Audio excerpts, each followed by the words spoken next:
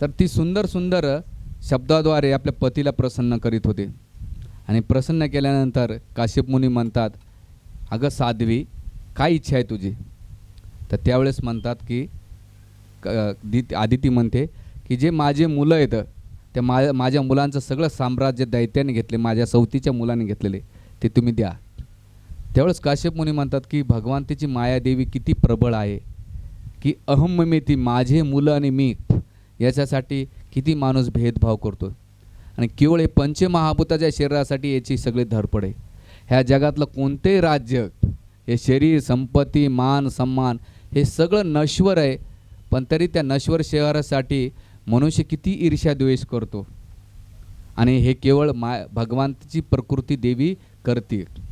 आणि त्याचं नवल वाटल्यानंतर त्यावेळेस ते भगवंताची काहीतरी विशेष कारण असेल, काहीतरी लीला असेल म्हणून त्यांनी स्वीकार म्हणले, हरकत नाही.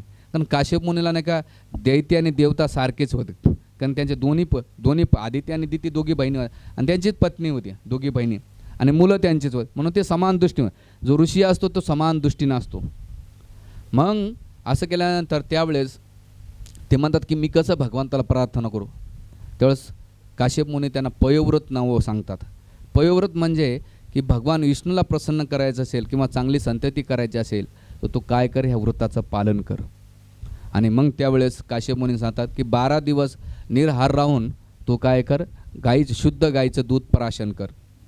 आणि 12व्या दिवशी जे वऱ्हाचं खुराची जी माती असते ती रात्री अमावस्याच्या रात्री नाही का अंगाला लावायची आणि अमावस्याच्या दुसऱ्या दिवशी तिचं स्नान करायचं. स्नान केल्यानंतर 13व्या दिवशी भगवान विष्णूला नाही का सुंदर सुंदर अभिषेक घालायचा, पंचगव्यानं अभिषेक घालायचा, सुंदर वस्त्र अर्पण करायचे आणि तुझ्याकडे जे यथाशक्ती फळ फूळ जे काय असेल ते तू त्याला समर्पित कर. आणि रोज ओम ओम नमो भगवते वासुदेवाय ह्या महामंत्राचे 108 वेळा जप करायचं. ह्या कार्यामध्ये तू ब्रह्मचर्य व्रताचं पालन कर. आणि सगळ्यात महत्त्वाची गोष्ट, ह्या कार्यामध्ये मनामध्ये किंवा वाणीमध्ये आणि कायामध्ये कोणाची द्वेष, ईर्ष्या, कपटनीती किंवा वाणीचा नाही का चुकीनं वापर करू नकोस. शक्यतो होईन तेव्हा तू जमिनीवर झोप आणि सतत भगवंताचं श्रवण कीर्तन म्हणजे कथा ऐक, प्रवचन ऐक, त्याच्यानंतर जप कर, ग्रंथाचं वाचन कर आणि बरोबर नाही का त्याचबरोबर नाही का उपवास करून नाही का शरीराला शीन करण्याचा प्रयत्न कर. जर एवढं पालन केलं तर साक्षात भगवान नारायण नाही का तुझ्या उपवासानंतर जे काही 16 दिवसानंतर जे विधी आहे त्याचं उद्यापन करून भगवान संतुष्टीसाठी काय कर, शेवटच्या दिवशी दूध भाताचा खीर अर्पण कर. आणि हे उद्यापन सांगितल्यानंतर, विधी सांगितल्यानंतर आदित्यने अतिशय चांगल्या प्रकारे ते जे व्रत होतं त्याचं पालन केलं. आचार्य टीकेमध्ये लिहितात की आपल्याला बी चांगल्या संततीसाठी जे पुंसाव्रत व्रत किंवा पयोव्रत दिलेले आपल्या मुलांसाठी ते या दिवसामध्ये आपण ते पालन केलं पाहिजे. यासाठी बरेच पुस्तक आहेत, याच्यामध्ये ते त्याचे डिटेल्स आहे. पण कलियुगामध्ये याच्यातले काही प्रॅक्टिकल आहे का नाही, कारण आता तुमच्या हाताला, प्रत्येक हाताला मोबाईल असतो, कारण त्याच्याशिवाय आपले तुमचे कामच होत नाहीत. म्हणजे ऑक्सिजन झाला लोकांचा तो, जर नसेल तर ते विषय. तर त्याच प्रकारे हे व्रत कलियुगामध्ये भगवंताचं नाम चिंतन करून त्याचा फायदा होतो. आणि अशा करताना 16व्या दिवशी साक्षात भगवान विष्णू प्रगट होतात. आणि प्रगट झाल्यानंतर तिथे भगवंताच्या डोळ्याकडे ती कशी पाहू लागले, 1% पाहू लागले. ती म्हणते की भगवंता तुझं सुंदर किती रूप आहे बघा. ती सुंदर प्रार्थना करते आदितीला आणि सुंदरपणे ते की असं वाटतं की माझ्या डोळ्यात तुझं रूप सामावून घ्यावं. आणि तुम्ही जे भौतिकवादी लोक आहेत ते तुमच्याकडून भौतिक इच्छा मागते, पण माझी एकच इच्छा आहे, ग्रस्त लोकांमध्ये जो मागण्याची इच्छा संतुष्ट होत नाही तोपर्यंत भक्तीमध्ये रस निर्माण होत नाही. म्हणून तुम्ही काय करा, तुम्ही प्रसन्न झाले आहेत, तुम्ही सगळं काही देवण्यासारखेत, पण तुम्ही माझ्या पुत्ररूपामध्ये प्रसन्न होऊन माझे मुलं आहेत त्याचे संकट समस्येमध्ये त्यांना तुम्ही मुक्त करा. त्यावेळेस भगवंत आदितीला म्हणतात की आदिती माते की आता जो दानवांचा काळ आहे ना अनुकूल असल्यामुळं तू काही काळ थोडंसं शांत राहा आणि तू माझ्या स्मरणामध्ये, कीर्तनामध्ये, ह्या कार्यामध्ये, ह्या विधीमध्ये तू संलग्न राहा. असा काळ प्रतिकूल आला जेव्हा हा बली ब्राह्मणांच्या प्रती, वैष्णवांच्या प्रती अपराध करेल तेव्हा मी प्रगट होऊन काय करेल, त्याचं सर्वस्व हरण करेल. आणि मग असं आश्वासन दिल्यानंतर भगवंत अदृश्य होतात. आणि मग इथं आदिती भगवंताच्या चिंतनामध्ये आपल्या ग्रहकार्यामध्ये लागले. असा बराच काळ निघून गेल्यानंतर एक दिवस भगवंताच्या कृपेनं आदित्य आणि कश्यपच्या पोटी त्या कृपेनं पहिले जे भगवंत होते काश्यप मुनींच्या मनात गेले आणि कश्यप मुनींच्या मनातून नाही का ते आदितीच्या गर्भामध्ये स्थलांतरित झालेले आणि मग आदितीच्या गर्भातून नाही का साक्षात वामनदेव रूप प्रगट झाले. वामन रूप प्रगट झाल्यानंतर ते अतिशय सुंदर होतं. बटुक वामन, जसं सुवर्ण्याचं रूप असतं, सुवर्ण असतं, तसं भगवंताचं वामनदेवाचं रूप होतं. मग त्यावेळेस प्रत्येकानं आपली एक एक वस्तू अर्पण केल्या. ब्रह्माजीनं कमंडूल दिलं, त्याच्यानंतर आकाशानं नाही का छत्री दिली, सरस्वतीने त्यांना माळा दिली, त्याच्यानंतर बाकीच्या देवताने नाही का त्यांना मृगचर्म दिलं आणि सरस्वती देवाने त्यांच्या गळ्यात एक माळा अर्पण केली. वरुण देवाने आणखीन काही अस्त्र दिले.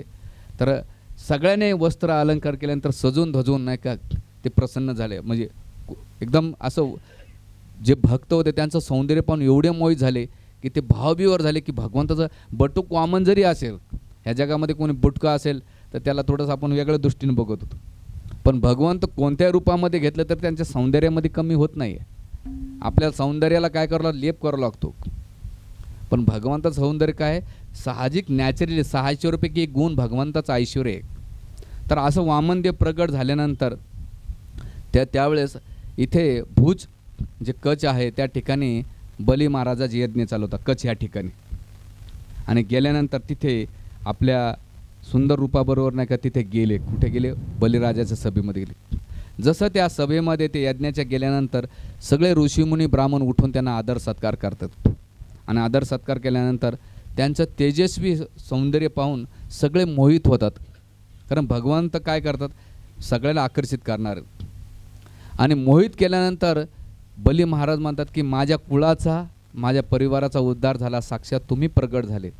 हे ब्राह्मणदेव, तुमचं काय, तुमची इच्छा आहे, माझ्या याच्यामध्ये तुम्हाला धन पाहिजे, गाय पाहिजे किंवा ब्राह्मण कन्या पाहिजे, तुमची जी काही इच्छा असेल ती माझ्याकडून मागा. कारण माझ्याकडे जो याचक येतो मी त्याला कधी बिना हातानं जाऊ देत नाही.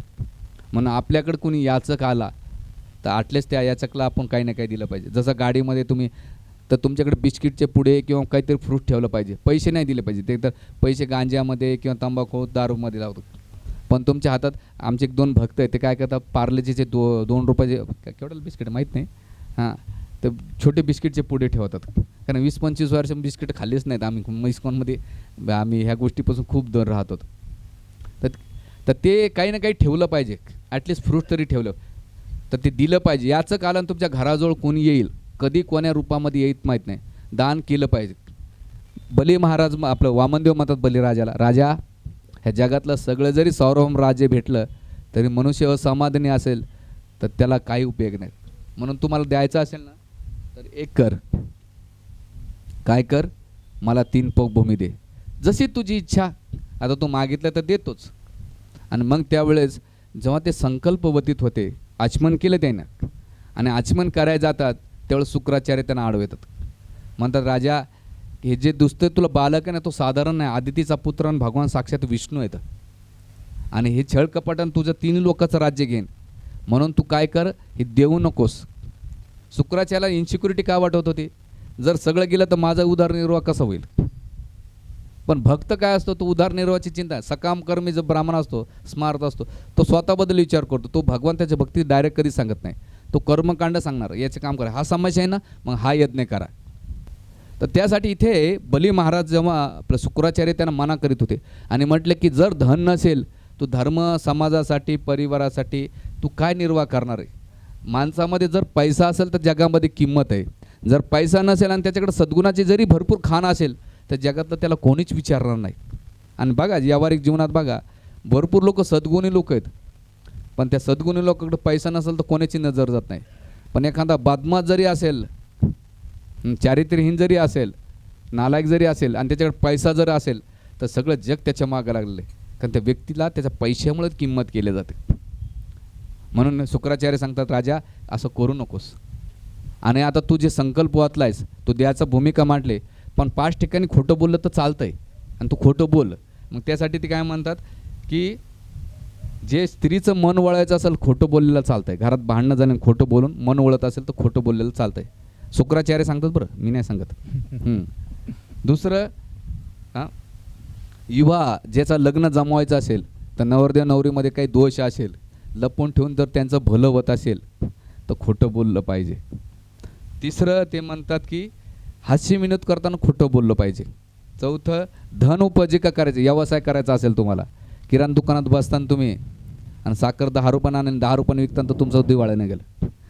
आणि बघा काही लोक म्हणतात ना मला काहीच परवडत नाही तरी पण तुम्हाला देतो, येडा काय तो, पण खोटंच बोलतो. आणि त्याच्यासाठी ते म्हणतात आणखीन ज्याचा जीव वाचवायचा असेल ना, एखादा जीव वाचत असेल तेव्हा खोटं बोललं पाहिजे. कोणत्या कोणत्या ठिकाणी एक स्त्रीचं मन वळायचं असेल, लग्न लावायचं असेल दोघांचं, मग याचा अर्थ एकदम एवढंच खोटं नका बोलू की उद्या ते पितळ उघडून नको पडायला. मध्यस्थाने बी केअरफुली. त्याच्यानंतर ते म्हणतात की हास्य विनोद करताना धन उपजीविका आणि जीव वाचवण्यासाठी काय केलं पाहिजे, खोटं बोललेलं चालतं. मग राजा आता संकटी स्थिती काय, धन आहे आणि तुझ्यासाठी धन महत्त्वाचं आहे, त्यामुळे खोटं बोल, काय हरकत नाही. त्यावेळेस ते म्हणतात की साक्षात भगवान विष्णू आलेले आहेत आणि विष्णू आल्यानंतर जो जगाचा मालक मागण्यासाठी आलेला आहे त्याला मी नकार कसं काय देऊ शकेल. आणि त्यावेळेस मग शुक्राचार्य त्यांच्या म्हणल्यानंतर ते आता शाप देऊन टाकतात, तू लगेच श्री हीन होशील आणि तुझं सगळं गमावून बसील. आणि रागाच्या भरात तिथून शुक्राचार्य त्या त्याग करतात. आणि मग बली महाराज काय करतात, संकल्प वाचतात, आहुत देतात. म्हणून जेव्हा दान करतात ना, दान करताना संकल्प वाचला पाहिजे. त्याच्या 3 प्रकारचे दान म्हटलेले. तमोगुणाचं दान काय, म्हणजे दारू मटण खाऊ घालणे, किंवा असं एखाद्याला खुश करणं. त्याला रजगुणी म्हणजे काय, भगवंत तुला 10 रुपये देतो ते 100 रुपये रिटर्न पाहिजे.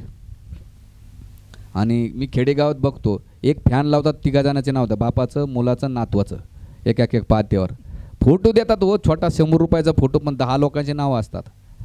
ज्या दिवशी तुम्ही दान करतायत ना, नाव लिहितात, तर त्या दिवशी तुमचं फळ क्षीण होतं. म्हणून दान करताना ह्या हाताला कळायला नाही पाहिजे. तुम्ही किती देता हा महत्त्वाचा विषय नाही, पण तुम्ही कोण्या भावनेने देतात त्याचं फळ तुमच्यावर निश्चिंत असते.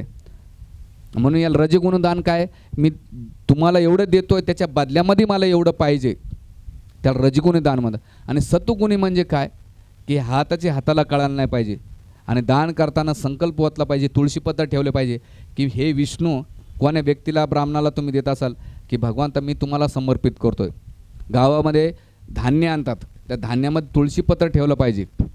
कोणाला दक्षिणा देतात तुळशीपत्र ठेवलं पाहिजे. त्याच्या मागचा हा भाव असला पाहिजे, त्या व्यक्तीला नसला पाहिजे की मी विष्णूला अर्पण करतोय. तर नाही तर तुम्ही आणून सोडून देतात, बाबा चला कोणी सांगतं दान द्या, घेऊन जा आमच्या 2 गोण्या गावाच्या किंवा काय जे असेल धान्य ते.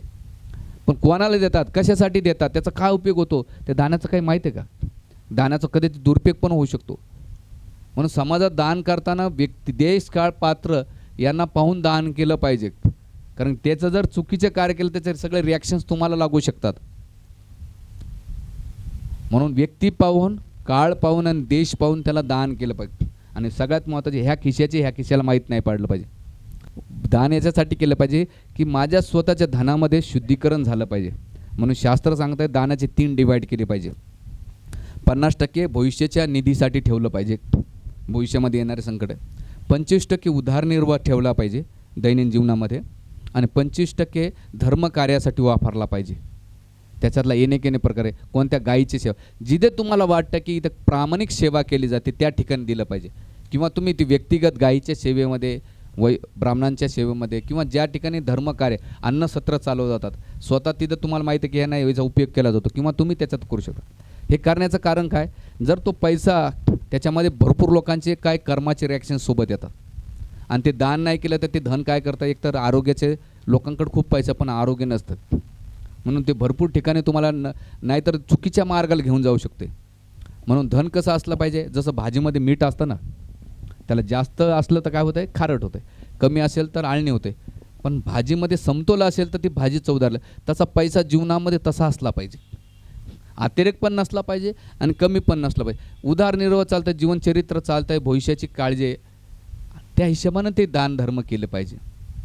हा शास्त्राचा नियम आहे. आणि मग ते संकल्प आल्यानंतर भगवंत काय करतात, वामनदेव ते स्वीकारतात. आणि स्वीकारत असताना त्यावेळेस भगवंत काय करतात, त्रिविक वामन देवानंतर त्रिविक्रम नाही का रूप धारण करतात. पहिल्या पावलामध्ये खालचे 7 लोक व्याप करतात. दुसऱ्या पावलामध्ये वरचे 7 लोक व्यापार करतात.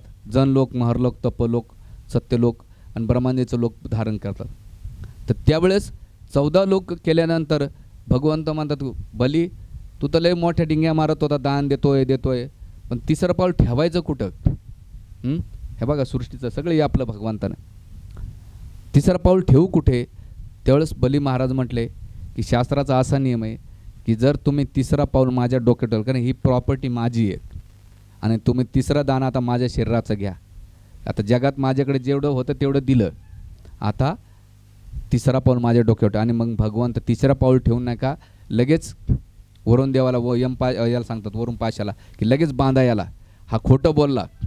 खोटं काय बोलला की मी 3 लोकांचं राज्य देतो, पण यानं 2च पोमी दिले आणि तिसरा दिलं तर मला दान नाही भेटलं. आणि मग भगवंत तेवढी परीक्षा पाहतात, एवढी परीक्षा पाहतात. त्यावेळेस ब्रह्माजी येतात तिथे. आणि ब्रह्माजी आल्यानंतर तिथे भगवंताला म्हणतात की भगवंता एवढं तुम्हाला समर्पण केलेलं आहे आणि तुम्ही एवढी परीक्षा काय पाहतात? तर ते सुंदर भूतभावना भूतेषु देवदेव जगतमय मुच्यंत सर्वेषु नाथ हरते निग्रहम. हे देव, हे भूत भावना, तुम्ही सगळ्या जीवांची भावना आहे. भूतेश सगळ्या जीवाची ईश्वर आहेत. त्यानंतर देव जगतपते, तुम्ही देवाचे देव आहेत आणि जगाचे पालक आहेत. मुच्यंत हरते सर्वस्य. आता याला मोठा दंड भेटला, याला काय करा, मोकळं करून सोडा. तुम्ही किती पाहणार? त्याच्यानंतर ते म्हणतात की भगवंता त्याने सगळे तुम्हाला संपत्ती अर्पण केली निसंकोचपणे, आणि देहासत भूमी ऐश्वर्य सगळं काय अर्पण केल्यानंतर तरी तुम्ही एवढी परीक्षा का पाहतात? तर भगवंत काय म्हणतात की ज्या भक्तावर मी माझी विशेष कृपा करतो, ज्या भक्ताला धनाचा गर्व झालेला असेल, संपत्तीचा गर्व झाला असेल, रूपाचा, गुणाचा, ज्ञानाचा गर्व झाला असेल, तर त्याचं पहिलं मी धन काढतो, तेव्हा माझी कृपा प्रदान करतो. म्हणून कोणाला जर भगवंताची कृपा पाहिजे असेल तर भगवंता कृपेचं पहिलं लक्षण काय माहिती आहे का? भगवंत आपलं पहिले धन काढून घेतात. म्हणून लोक भक्तीला घाबरतात. नको बाबा, भगवंत बली महाराज जसं काढून घेतलं तसं माझं काढून घेतील काय? नाही, भगवंत जसं माता पिता असा मुलाला काय गरजेचं काय नाही गरजेचं त्यानुसार व्यवहार करतात. सुदामा ब्राह्मणाला नाही का गरिबीचा गर्व झाला होता, पण त्याला नाही का धन देऊन त्याचा गर्व नष्ट केला होता. आणि इथे बली महाराजाला धनसंपत्तीचा गर्व झाला, म्हणून भगवंताने ते धन काढून घेतलं होतं. ह्या दोन्ही उदाहरणातून आपण ते समजू शकतो. आणि मग असं केल्यानंतर ते सुंदर प्रार्थना करतात. ते म्हणतात की मग बली महाराज प्रार्थना करतात. काय प्रार्थना करतात की भगवंता मनुष्याला उच्च कुळ, जन्म, यशस्वी, तारुण्य, सौंदर्य, उच्च शिक्षण, विपुल धन संपदा असते ना, ऐश्वर्य, ह्या सगळ्या गोष्टी काय करतात, अभिमान बाळगत असतात. पण तुमच्या कृपेमुळं मला नाही का ते आता नष्ट झालेले आहेत. आणि त्याबरोबर ही माझी कृपा समजतो. आणि भगवंत पण त्याला स्मित देतात, ही माझी कृपा आहे. जरी धनसंपत्ती भरपूर आहे पण तो भक्तीचं कार्य करतोय, तर त्यावेळेस ती भगवंताची कृपा आहे. पण जे गरजेचं असेल ते काढून घेतात, नसेल तर ते ठेवून देतात. तर असं केल्यानंतर भगवंत त्यांना म्हणतात ठीक आहे, गरुडाला म्हणतात त्याला मुक्त करा बलीराजाला. आणि राजाला बली मुक्त केल्यानंतर ते म्हणतात तू आता सुतोल लोकात जा. आणि सुतोल लोक हे स्वर्गापेक्षाही महान आहे, ते या स्वर्गापेक्षाही जास्त ऐश्वर्य, तिथं राहून तू काय राज्य कर. आणि मग भगवंताने बली महाराज, त्यांची पत्नी, सगळे लवाजमत सुतोल लोकात जातात. आणि सुतोल लोकात गेल्यानंतर भगवंत बघतात की माझ्या बलीनं मला सर्वस्व अर्पण केलेले, याची मी परतफेड कसा करू. तर भगवंत तिथे एका चाकराच्या रूपामध्ये द्वारपालाच्या सेवकेमध्ये भगवंत तिथे फिरू लागले. आणि बली महाराज कोणत्या दरवाज्यातून येतो म्हणून भगवंत बली महाराज काय आपलं भगवंत काय करायचे, त्या द्वारपालात फिरायचे की ह्या दरवाज्यातून. आणि किती द्वार होते सुतोल लोकांमध्ये? अगणित हजारो द्वार होते. आणि भगवंत प्रत्येक द्वारातून माझा भक्त बली तर येत नाही, माझा भक्त बली तर येत नाही. एवढे सेवेसाठी कारण भगवंतानं बघितलं की माझा भक्त मला सर्वस्व अर्पण कर, माझी पत्नी, मुलं, बाळं, धनसंपत्ती अर्पण केलं आहे, आता याला मी माझी परतफेड कशी करू. म्हणून ह्या दरवाज्यातून त्या दरवाज्यातून हे दरवाज्यातून हे पाहिलं. आणि हे सगळं पाहिल्यानंतर बली महाराजाला माहीत नव्हतं की भगवंत माझे सेवक आहेत. पण नारद मुनीला कळालं. आणि नारद मुनी लक्ष्मीला जाऊन सांगतात की तुमच्या पतीची काय हाल चालू आहेत. मग कुठे आहेत माझे पती? मग सुतोल लोकात बली महाराजांच्या तिकडं. आणि मग लक्ष्मी स्वतः बली महाराजांच्या राज्यामध्ये येते आणि म्हणते की लक्ष्मी मातेला पाहुण्या प्रसन्न होतात. ते म्हणते की आज भाऊबीज आहे आणि भाऊबीजीच्या दिवशी बली महाराजाला बांधल्यानंतर ते म्हणते की मला एक दान दे. काय दान दे? जे द्वारपाल आहे ना तुझा तो फिरणारा, तो माझा स्वामी आहे नारायण आहे, ते मला काय करतो दानाच्या रूपात दे. जेव्हा हे भगवान बलीराजाला कळतं, अक्षरशः बली महाराज रडायला लागले की मी किती नीच आहे की मी भगवंताला माझ्या सेवेत लावलं. आणि ती यातना करत असताना एकदम प्रेमळ अश्रूने भगवंताला प्रार्थना करतात की भगवंता तुम्ही किती दया करुणा आहे तुमची, माझ्यासारख्या जीवात्म्याच्या तुम्ही याच्यासाठी आलेले आहेत आणि मी काय तुमचं ऋण फेडू. असं त्यांचा तो संवाद आहे, तो ऐकण्यासारखा आहे आपल्या पुराणामध्ये. आणि मग त्या भाऊबीजेच्या बदल्यामध्ये लक्ष्मी घेऊन येते आणि भगवंताची मुक्तता करते. गोपाल कृष्ण भगवान की जय.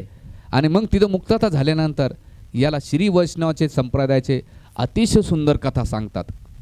जेव्हा बली महाराजाच्या डोक्यावर नाही का भगवंत पाय ठेवत होते, त्यावेळेस भगवंताला वाटलं की माझा पाय नाही का माझ्या भक्ताच्या डोक्यावर पडतो, तर माझ्या पायाला पण दंड दिला पाहिजे, माझ्या पायाला दंड दिला पाहिजे. तो कसा देणार मी दंड? कारण माझ्या भक्ताच्या प्रती अपराध केलाय, याचं मी ऋण फेडू शकत नाही. ऋण फेडण्यासाठी भगवंत दासांदोष भावनेमध्ये गेले, पण भगवंत अजून ते विसरले नाही की मी माझ्या भक्ताचं अर्पण सगळं घेतल्यानंतर सुद्धा मी त्याची परतफेड करत नाही. म्हणून त्या पायाला दंड देण्यासाठी भगवंत रामचंद्राचा अवतार घेतात आणि 14 वर्षे भगवंत अनवनी पायाने फिरतात ह्या सृष्टीमध्ये आणि दरवेळेस आठवण करून देतात हे पाय की माझ्या भक्तांच्या प्रती नाही का तो अपराध केलेला आहे आणि त्याचं तुला दंड. म्हणून भगवंत का अनवनी पायाने फिरले?